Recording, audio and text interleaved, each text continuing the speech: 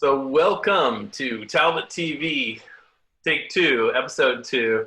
I'm here with Eric Shaw from Kingston, Pennsylvania, and he is an incredible swimmer, has done some amazing feats. We're going to hear all about it. One of the most exciting things that I'm looking forward to hearing more about is his encounter with a cookie cutter shark. If you have never heard of it, which I had never heard of it when it happened, you gotta Google it on Facebook, and I'll show pop up some pictures. But I'm gonna give you fair warning: if you don't like any gruesome pictures, I'll let you pause it. Anyway, I want to welcome Eric Shaw, and Eric, how are you doing today? Well, Talbot, thank you for having me. Awesome.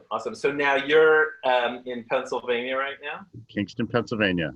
Brilliant. And any open water swims with this COVID shutdown? Well, today is the first day that the temperatures in our area are expected to go above 70, so I may sneak out to our local lake for maybe dip my toes in a little bit.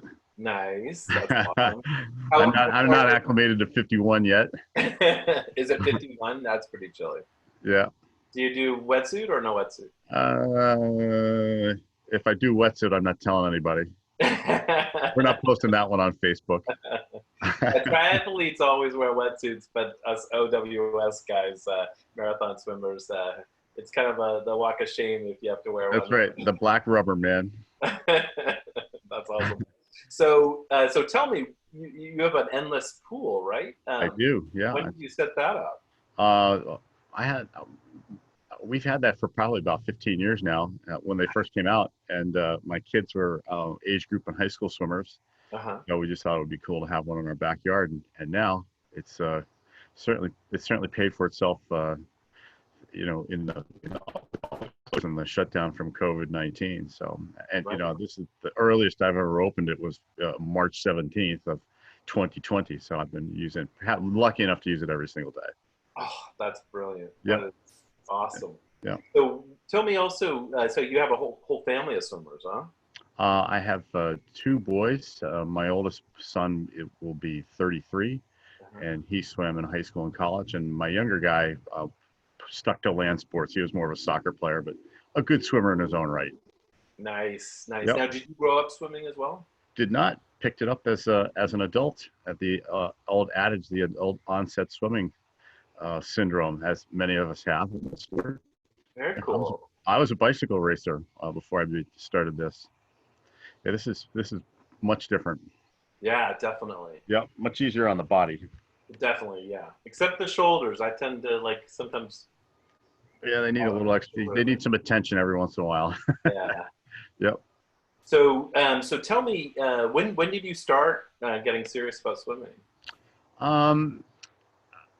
Maybe about 20 years ago, I started doing USMS stuff and short course indoor stuff, and maybe about 10 years ago, our local YMCA or one of the local YMCA's had a 5K. I couldn't believe it. And we did that for 2-3 years running, and then we got the bright idea to do a 10K at Lake George, and that was we were going to swim 10 miles, or just 10K. 10K, which is what, 6 miles, right? 6.2.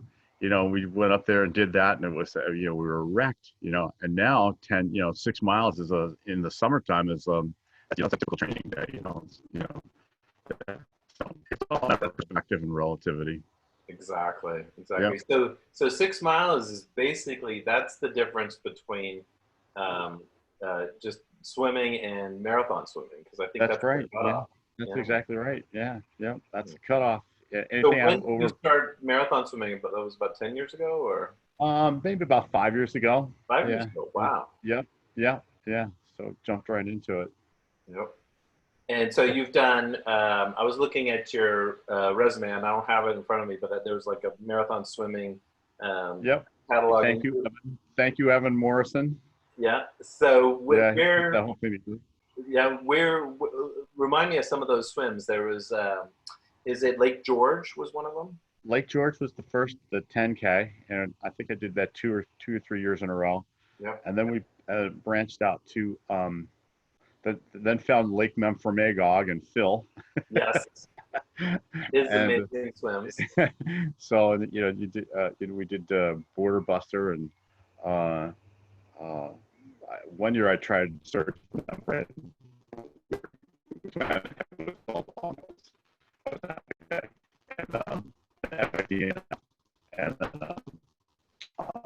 started swimming.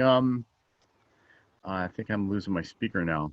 Yeah, it was the audio was just a little shaky, but you're back again. Okay, maybe too far, not too close to too far away from the computer. And then started swimming in the Hudson River at the 8 Bridges swims. Oh yeah. So you did, how many of the stages have you done so far? Well, that's always been one of the swim that I've wanted to do. People want to do the English Channel and 7 Sea or Ocean 7. I've always wanted to do 8 Bridges. From the moment I got there, I wanted to do that swim. Yeah. And with that being said, I think I've done 4. I've attempted 4 of them and only accomplished 2 of them. So those aren't good odds going in. But that's great anyway. Like those are 2 huge swims. I mean, for those of you who don't know about 8 Bridges, 8 Bridges is 120 miles down the Hudson. Yeah. And you're going down, and every day you swim from one bridge to another. That's right. Start at Rip Van Winkle. Yeah, and by the time you get to Manhattan, it's like what the last bridge is at George Washington, or is there one more past it? It's so the last stage is GW to the Verrazano Bridge. Verrazano, there we go. Yeah, yep. Yeah. So that's the last stage. So which stage did you do that it was probably the most exciting one? Most exciting for me was stage 5, the Beast. Awesome. They call that one the Beast, and that was a good swim that particular day. Really. Yeah. But I've attempted 1 and 2, and never made those 2, and then I did stage 6 last year, that has its own little history with it as well. So not the best. Yeah. So what's the were you ever swimming against the current, or were there any issues? Oh, yeah, if stage 5 actually starts way early in the morning, like 4 or 5 in the morning, and you swim for maybe 2 or 3 hours against the current until it goes slack, Yeah. And you can actually feel it. I mean, you can feel the water change, and then all of a sudden, man, you're swimming fast again. It's good. Wow. Yeah. That's awesome. Yep. So when did you swim what other swims did you do before you ended up in Hawaii? I've done swim around 20 bridges, the swim around Manhattan. Awesome. Yeah. And then what year was that? That was 2017. Nice. Yeah. Awesome. That's always a great swim. I mean, if I could do any of these big swims again, I definitely do. And you've done the swim around Manhattan. I did. That's it's epic, right? I mean, when we did it, there was probably 12 swimmers in our pod, and people start following you on shore, I mean, people you don't even know, and they're clapping and, cheering you on. That's pretty awesome in, the biggest city in the world. Right. It's incredible. I can't even imagine walking around the perimeter of Manhattan, let alone, and then accomplishing a swim around it. It's incredible. Yeah. So that to me, that's one of the best swims going. Yeah. 30 miles, 50 kilometers. Yep. And, yeah. When you get into the harbor, man, the water's so big and the boats are enormous, and you're just chugging along. Yeah. Yep. Yeah. Yeah, I got a pretty good clip when I was going down the Hudson. The Hudson was rushing. Oh yeah, you get to swim at like 5 miles an hour. Yeah. The first few hours I was actually swimming against the current, though. Yeah. I barely made it through Hellgate, but that's for another story. Yeah, Hellgate's tough. That's why it got the name. So tell me about Hawaii. How did you end up in Hawaii in the Molokai Channel? Well, so Steve Grunwald. Yep. And Steve and I ended up, I think in 2017, we were always ending up in about the same place with one another at the same swims. We'd always finish about the same place.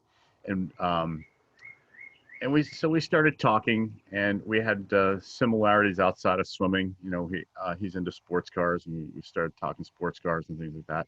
Cool. One of our other similarities was we couldn't exactly dial in our feeds, so we found a particular feed that we liked, and you know, we thought we had it figured out. And he said, "I think I got this thing figured out. I want to go try Molokai again," because he'd tried maybe the year before and had issues with upset stomach. Okay. So and we swim well together. You know, we're about the same pace, and have many of the same interests. So we, you know, became fast friends. And so we, you know, Steve put this swim together in Molokai. It was Steve and I were the swimmers. And then what's the distance? That's a 26-mile swim. 26 miles through, like, between two Hawaiian islands. So it's extremely deep water. Really deep water. Yeah. From the island of Molokai to the island of Oahu. Wow. And yeah. And if you go to Ocean's 7, one of their websites or something like that, you know, they classify all the 7 swims, and Molokai is known for rough water and aggressive marine life. So okay, we'll lead into that. And then you know, and Steve put together a great team. You know, we had Janine Sorrell and Lynn Goldsmith, and they were, you know, they were our crew. That's a great team. Yeah, really. I mean, it's, you know, it's a world class team right there. Yeah. Yeah, and so we fly to Hawaii, and the first 3 or 4 days were intended to acclimate, because, you know, you fly across, I don't know, 6 time zones, right? From East Coast to Hawaii.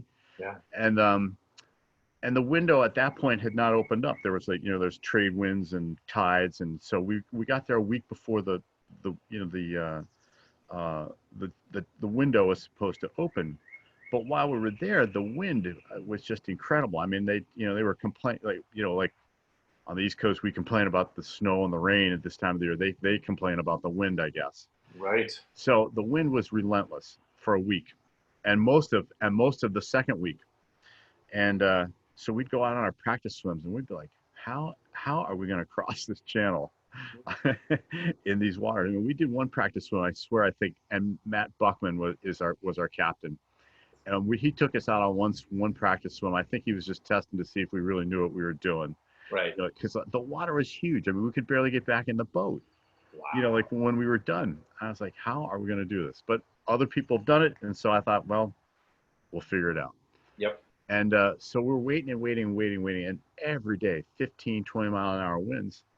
And we're scheduled to fly out on a Sunday, fly out on a Sunday. And finally, the winds relented the Friday before the Sunday that we were supposed to leave. Awesome. So at this point, I mean, you got to go for it. You know, and even then, the winds it wasn't dead calm. I mean, they were like 5 miles an hour. Yeah. Wow. So, you know, we figure, okay, today's our day. So, you know, you go to sleep the night before, and then, you know, Thursday night into Friday morning, and then you've got all Friday to prep, and then you have to get in the boat and motor over to Molokai. And it's, you know, there's a lot of thinking going on. You know, it's a 3-hour ride by boat. Yep. You know, and so we were scheduled to, you know, start our swim probably right around 6 p.m. Okay. Just as the sun was going down. And, you know, we were swimming at night because the wind was supposed to be calmer at night. And of course the sun wasn't going to bake our backs and stuff like that. Yep. So we pushed off, started on Friday night. I don't know the exact date. I guess it was the 15th. Okay. I guess. And at 6 p.m. and we start swimming, and, you know, that's when it got real. So you were explaining when we had a practice interview just to test the technology, and during that you were telling me about swimming through some jellyfish, which what the man o' wars or something, where it was like, you know, it was like all these stingingness, and it was all like that. So describe what that is like for the people. So we're swimming along, and at first, you know, and the water's clear even at night. You know, we were swimming with red lights. You know, blues and greens attract wildlife. What's red lights? Is it like on the ship or on your body? On our bodies. So we had them on our cap and on our butts. Okay. tucked into our butts. Little, you can buy them at pet stores for dogs. They're like little blinking lights, or Okay. Yeah. or the glow sticks. Yep. I think by the end of by the middle of the swim, I think we're just down to glow sticks. You know what I Yeah. mean? Because they work. And uh, at first, so you can see I could see Steve clearly. I could see his red light. Maybe, you know, we didn't know we were social distancing at that point, but he was always, we were always about 6 feet apart, and you can Okay. see clearly in the water. So when we first started, we could see we were swimming with dolphins. It was like, amen. This is good. Yes, because dolphins keep away the sharks. That's right. Dolphins are good. They're your friends. And then it started getting dark, and you start getting into the groove of things, and you start tuning other things out. And then at one point in time, Steve popped up, and he said, I just got hit by a Portuguese man o' war, and so I thought, and it takes a while to get your act back together. It kind of wakes you up a little bit, and maybe about an hour after that, I was stung by a Portuguese man o' war. Ouch! And what does that feel like? It hurts. I mean, they leave welts. I had a big welt on my side for probably 3/4 of a year. Wow. Yeah, yeah. There may even be a little bit left. Yeah, and they sting, and so they can kill you too, right? Portuguese I guess if you have a intolerance to anaphylactic type thing, I think it would be bothersome. Okay. It kind of woke me up. I was like, oh wow, you better focus on what you're doing here, because I don't know. Sometimes you're swimming at night. You're how many hours into this thing? You're like a little sleepy, and all of a sudden I was like, I'm awake. Yep. But I describe it like trying to, like when you get wrapped around one of these things, it's like trying to get cobwebs off of your body. If you ever like walk through heavy cobwebs, it's like you're trying to brush these electric cobwebs off your body, and they're stinging you all the way down. Yeah, yeah. And so, so he and I both had one encounter of that, but there have been other people that have, done this swim, and they'll swim for hours through these man o' war. I mean, that's a whole other level of, of whatever, insanity or, masochism or whatever you want to call it. Yeah. Yeah. So now there's a reason that we're talking about the sting. Yes, because you thought you were getting stung by a man o' war, right? And what happened? So now tell us about the cookie cutter. So maybe about 6 or 7 hours in, Steve was not feeling well at all, and I don't know if it's because he was bitten or stung by a man o' war, or he was having problems with his feeds, or the sea, or too much. We all go through, being sick when we're swimming. But Steve he had a problem. I mean, he had to get out, and so I was swimming alone. Steve and Janine and Lynn and the boat crew were all up on deck. My paddler was alongside of me. His name is Ocean.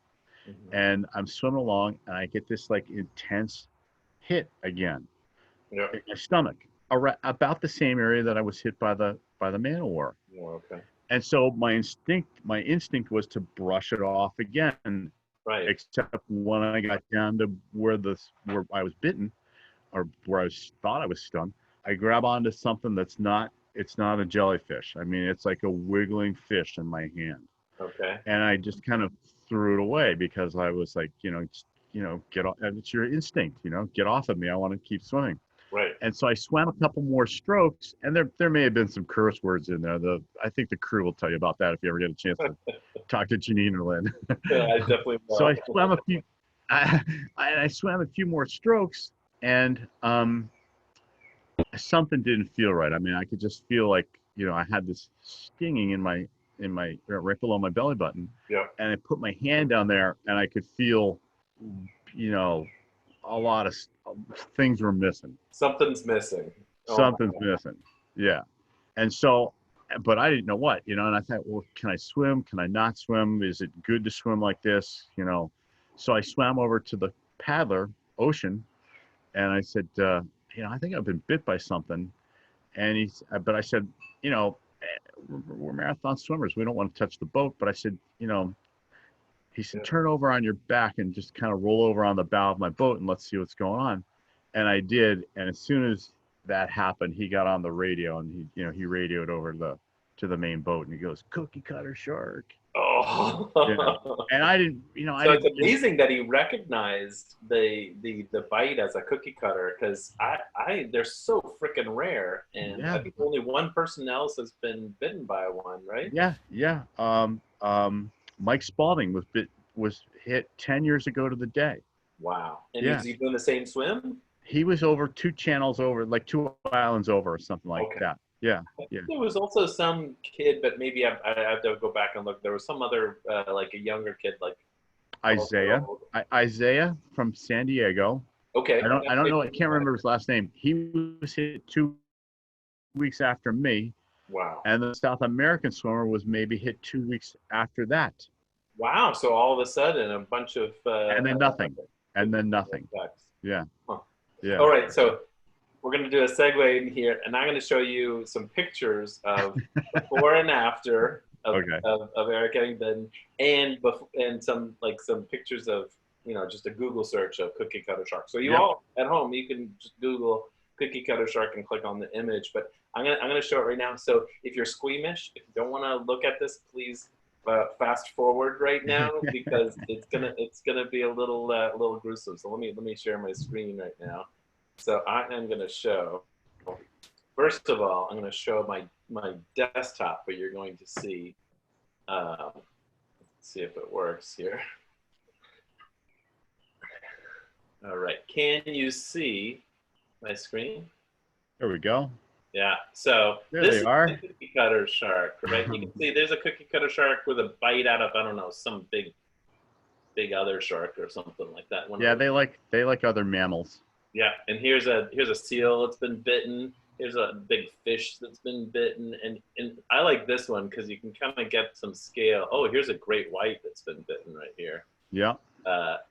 You can see the bite right out of the side of that great white. But I think this one is like kind of an interesting one. Oh, I missed it here. Oh yeah, here it is.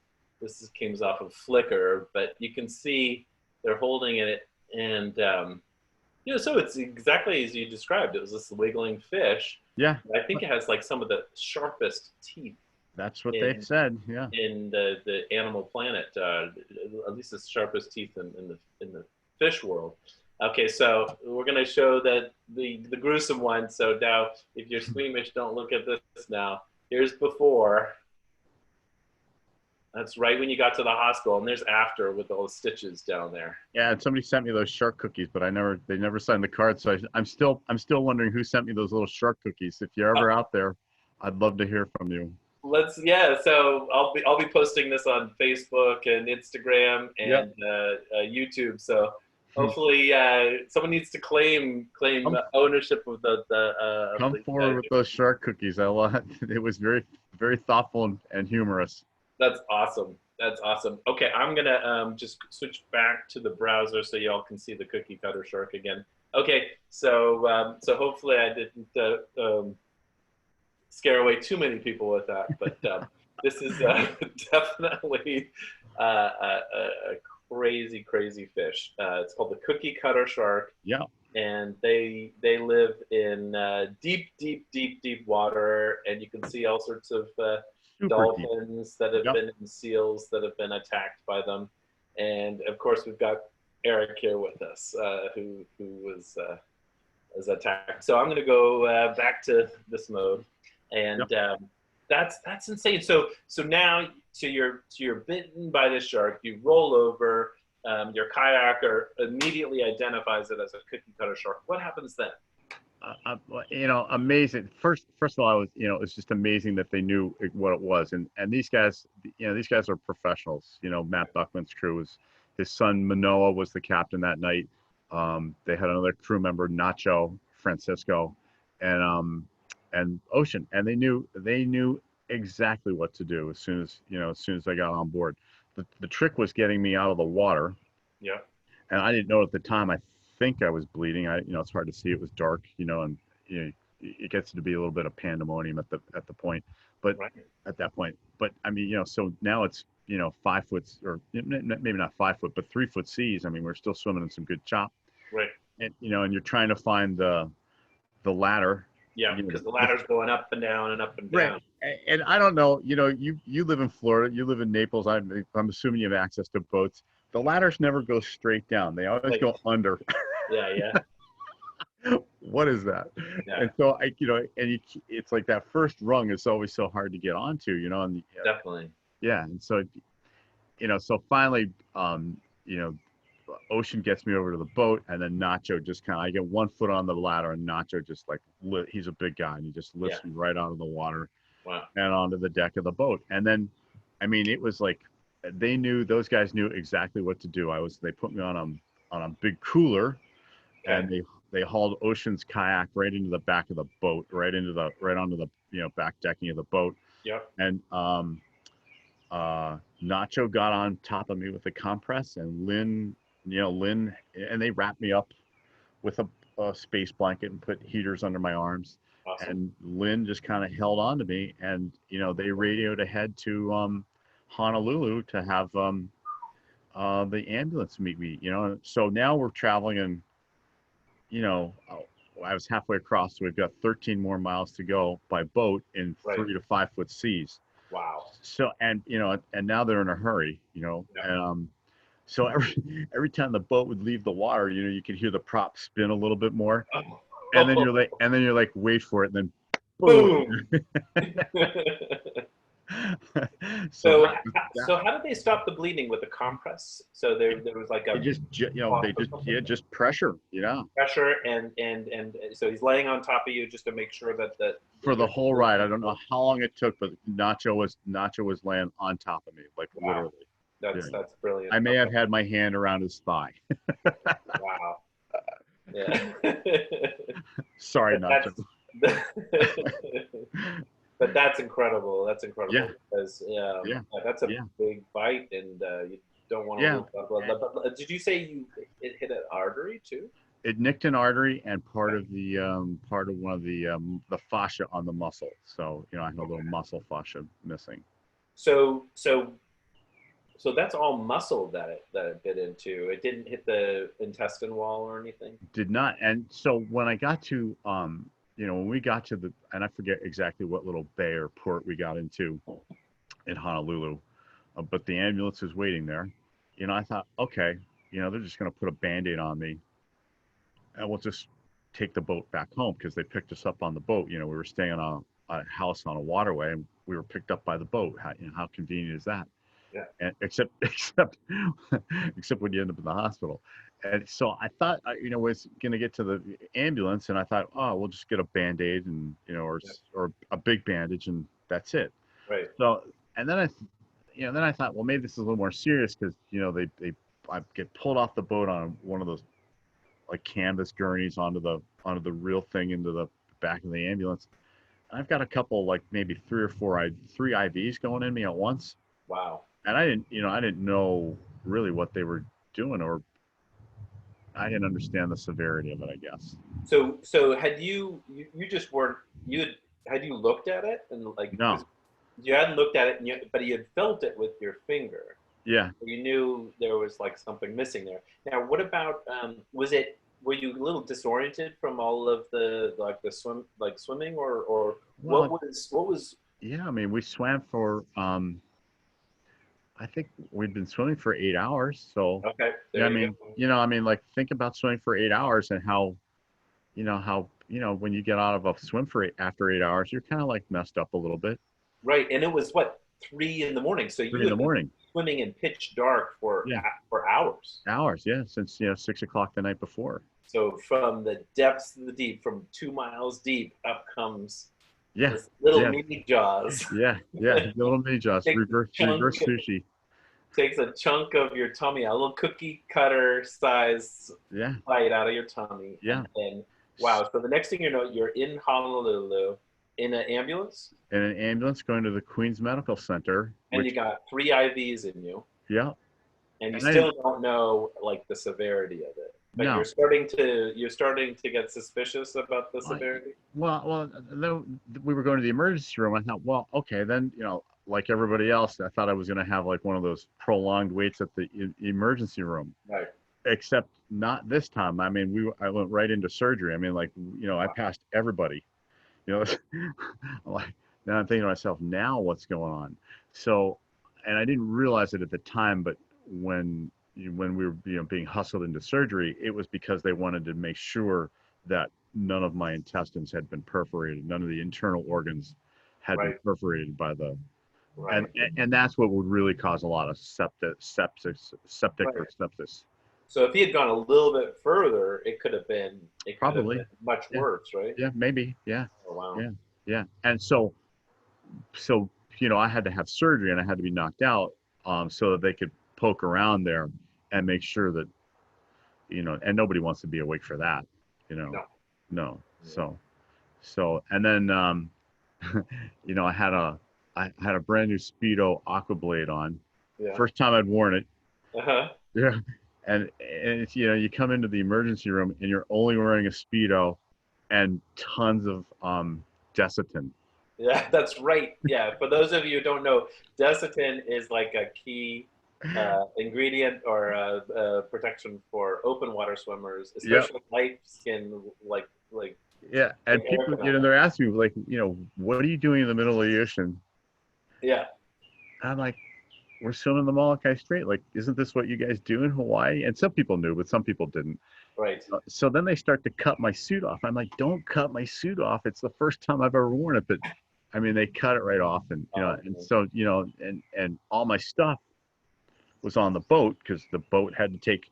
Now, don't forget, this is now Saturday, and we have to be out of the Airbnb Sunday. Wow. It's crazy. I mean, epic, right? Yeah. And so they fixed up the artery and they fixed up the muscle fascia. Yep. And then I wake up in the next day, or Saturday sometime, I don't even know when. Uh-huh. And I've got no clothes. Okay. No phone, because my phone's on the boat. Yep. No Janine, no Lynn, no Steve, because they're all back at the house packing up. Oh my God. I'm like, what just happened here? Oh my God. And then things started filtering in. Devin showed up, and then Devin Clifford. Yep. Yeah, she showed up because she was in Hawaii at the time, and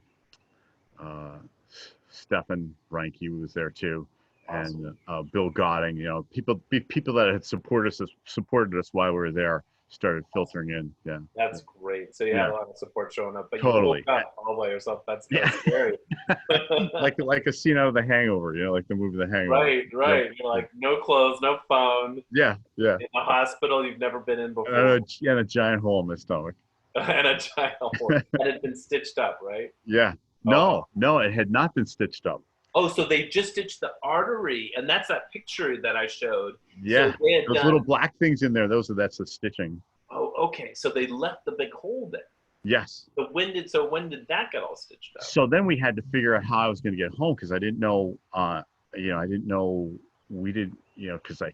by now I'd been bitten, I'd been swimming for 8 hours. Yeah. I'd been bitten by a shark, and I just had surgery. So I didn't know, and I couldn't get on a plane on Sunday and fly home as scheduled. So I had to kind of chill out. So Steve and Lynn kept somewhat of their original plans, and Janine stayed back, and helped me get home. And we had to get all the reconnecting flights. Oh, that's awesome. So and we had to figure out what we were going to do. Are we going to, so if I was to get skin grafts in Hawaii, I would have had to have stayed in Hawaii. If I had an approximation, which is pinching the wound closed, then I wouldn't have been able to walk because it's like getting a tummy tuck. You're bent over for days. I mean, literally, it's just been over a year, and I can finally stand up straight. Really? Yeah. Wow. I mean, it just takes that long to stretch it out, right? What was that month again? It was like June or July. It was March. March. So it's just been just over a year. Yeah, just over a year. So I flew home from Honolulu to LA, and then LA to which Philly? one is it? What's the one in the major hub in the Carolinas? I don't know. Oh, I don't fly sure. much. Yeah, Charlotte. Charlotte. Yeah. Charlotte. And Janine went her way, and then I went. I kept going north. Yeah. Yeah. So, but I flew home with that thing open like that, and then had it sewn closed in Pennsylvania. So you had your doctors close to home Yep. helping you out with all Yep. that. Yeah, because we Ah, didn't know if it was skin grafts or having it closed up. so you used skin grafts? Did not just You it didn't. just had it.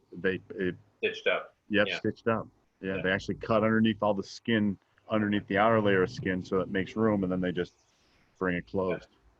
And that's why you're kind of like have to like Plus, yeah, work a little bit. finally, I can stand up straight. Wow. Yeah, That's insane. That's yeah. wild. That is amazing. Well, I'm so glad you made it, and it's like an incredible story. It's a funny one. It's funny now. Yeah, I can imagine it was really stressful at the time. Yeah, very stressful. Yeah. Lots. So, how did it affect your work for like the first few months?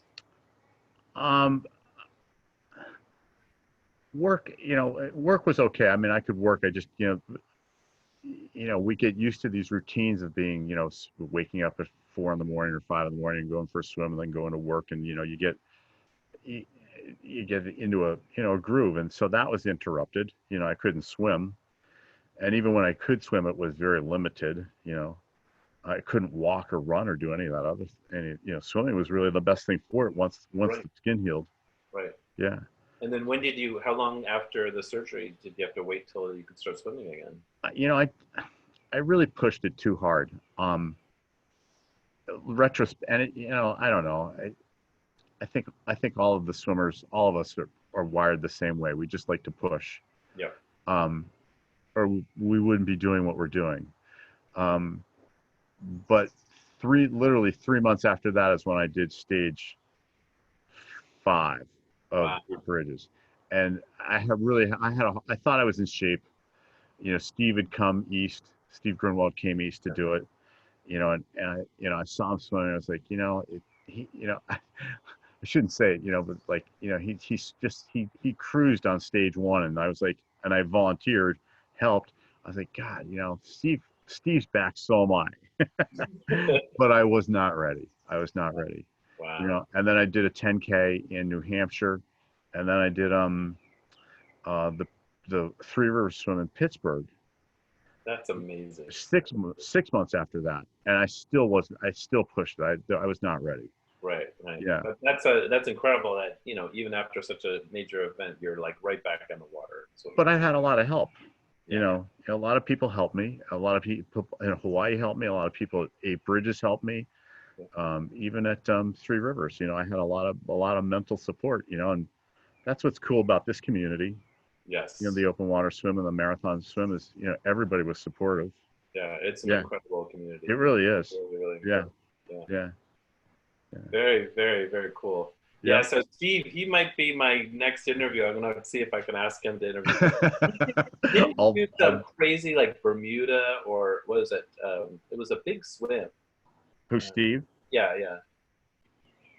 Oh, listen. He's one of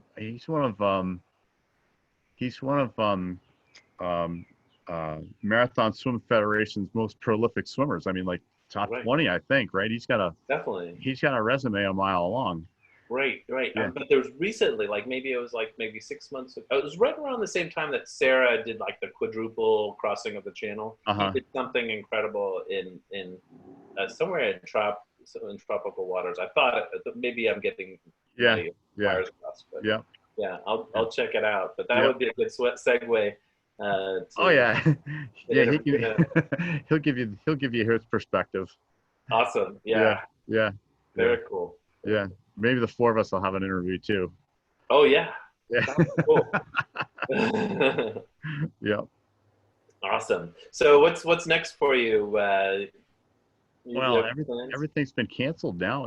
So I don't. I just kind of staying in shape and maintaining fitness. I'm not really training for anything. Yeah. I don't know if any swims will occur towards the end of the season. I was accepted into SCAR and 8 Bridges this year, and so I purposely didn't plan anything for late in the year. So, Bridges to Bluffs sold out, and swim the Suck sold out, and I think that by then those swims might go off. If everything with COVID-19 goes well. Yep. And when Scar? When is that? Scar was supposed to be ending today. Oh, okay. Yeah. So that's gone. Yeah. Scar is that's on my bucket list. That's 4 different bodies of water in Arizona, is that right? Yep. Saguaro, Canyon, Apache, and Roosevelt. Yeah. And that's like 4 days of pretty heavy swimming. I remember some photographs of some swimming rattlesnakes from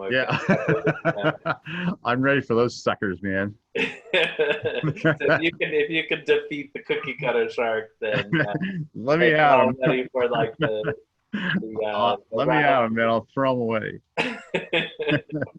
Rock and roll. Eric, thanks so much for your time. Thanks, Talbot. And looking forward to seeing you again in person after this lockdown eases up and everyone's back to looking forward to seeing you. Normal. Yep. Yeah. All right. Rock and roll. Peace. Take care. Thank you. Bye.